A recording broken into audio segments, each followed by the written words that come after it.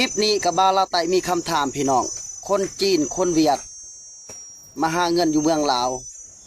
แต่คนลาวไปเฮ็ดงานอยู่เมืองไทยไผมีความรู้ความสามารถลองวิเคราะห์เบิ่งเรื่องนี้ใต้คอมเมนต์นี่เด้ออ้าวอันนี้ก็บ่ต้องคิดอย่างหลายเนาะบ่ต้องคิดอย่างหลายเลยเพราะว่าหยังคนลาวกับคนจีนน่ะมันต่างกันนะครับมันต่างกันบ่ไหนมันต่างกันที่ว่าคนลาวมาทำงานเอาแฮงมาแดกอยู่ในประเทศไทยแต่สำหรับคนจีนเข้ามาแย่งอาชีพของคนลาวนี่ล่ะบ่ต้องไปคิดยากเป็นหยังคนลาวถึงแห่กันหลั่งไหลเข้ามาทำงานอยู่ในประเทศไทยสวัสดีครับผมสวัสดีพ่อแม่พี่น้อง FC ฝั่งไทยฝั่งลาวนะครับผมนะครับวันนี้วรำจะมาตอบมนุษยธรรมนะครับที่ออกมาตั้งคำถามเนาะเป็นหยังคนลาวถึงแห่กันเข้ามาทำงานอยู่ในประเทศไทยนะครับและคนจีนคนเวียดถึงเข้ามาหาเงินอยู่ในประเทศลาวนะมันจะต่างกันนะมันต่างกันแบบใดนะครับคือบรำจะบอกไว้นี่คนจีนคนเวียดนะครับที่ว่ามาหาเงินอยู่ในประเทศลาวเนี่ยเขาบ่ได้มาเป็นแรงงานนะเขาบ่ได้มาเป็นลูกน้องคนลาวนะครับเขาเข้ามาแย่งอาชีพของคนลาวขุดเหมืองนะครับขุดเหมืองนะก็เป็นบริษัทของจีนกล้วยสวนกล้วยก็เป็นนายทุนจีนมาลงทุนสวนมันใหญ่ๆก็เป็นนายทุนจีนมาลงทุนห้างค้าใหญ่ๆก็เป็นนายทุนจีนที่มาลงทุนทั้งจีนทั้งเวียดเต็มกันเบิดอยู่ในประเทศลาวคือสมัยก่อนนะครับผมมีคนลาว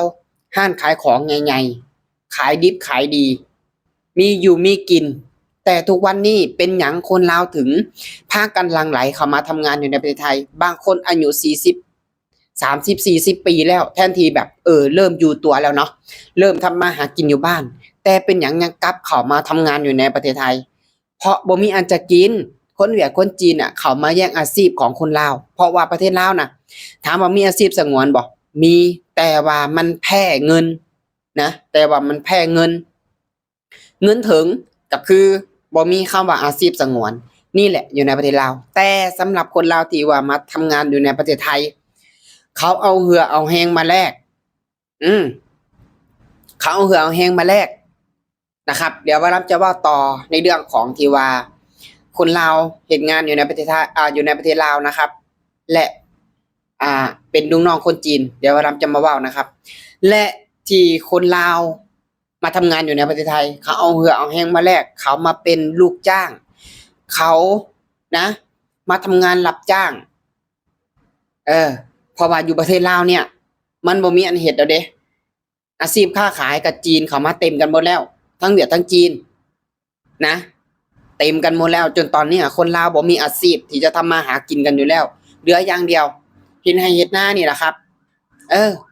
นี่แหละเหลือแค่อาชีพเดียวนี่แหละแต่ว่าต่อไปก็บ่แน่เวียดจีนอาจจะมาลงทุนเฮ็ดไร่เฮ็ดนาขายข้าวเนาะเพราะว่าตอนนี้ทั้งสวนกล้วยสวนมันสวนกาแฟนะครับขุดเหมืองเปิดห้างขายของมันเอากันไปหมดแล้วนะครับมันเอากันไปหมดแล้วนะเหลืออยู่อย่างเดียวคืออาชีพเฮ็ดนานี่แหละแต่ก็บ่ฮู้ว่าปีใด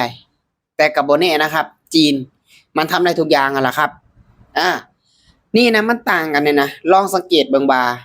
นะครับลองสังเกตเบิ่งคนลาวที่มาทำงานอยู่ในประเทศไทยเนาะมันถามว่าถึงที่ว่า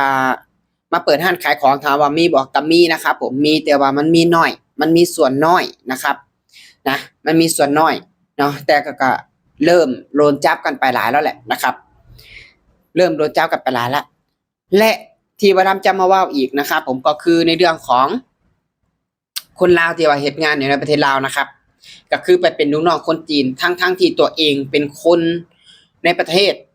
เป็นคนลาวเป็นคนสัญชาติลาวแต่สุดท้ายไปเป็นลูกน้องคนจีนให้เขากดขี่ข่มเหงบ่จ่ายเงินเดือนเห็นบ่หลายๆคลิปที่ผ่านมาที่บารำได้เอาลงไปนะครับ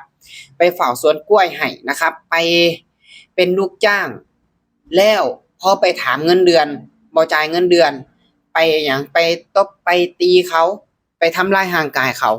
นี่แหละครับผมคือสาเหตุเป็นหยังคนลาวถึงหลั่งไหลเข้ามาทำงานอยู่ในประเทศไทยเพราะว่าคนไทยเขาบ่เฮ็ดแบบนั้นเขาบ่ทำแบบนั้นจ่ายเงินเดือนก็คือเขาจ่ายเต็มถึงครบถึงเดือนก็คือเขาจ่ายบ่ต้องจำเป็นไปถามคนลาวที่ว่ามาทำงานในประเทศไทยได้ ทุกคน เขาบ่เคยเจอปัญหาแบบนี้ แต่ว่าเฮ็ดงานอยู่ในประเทศลาวแท้ๆกลับไปเจอปัญหาแบบนี้เว้าหยังก็บ่ได้เว้าหลายเผลอๆเจ้าของโดนจับอีก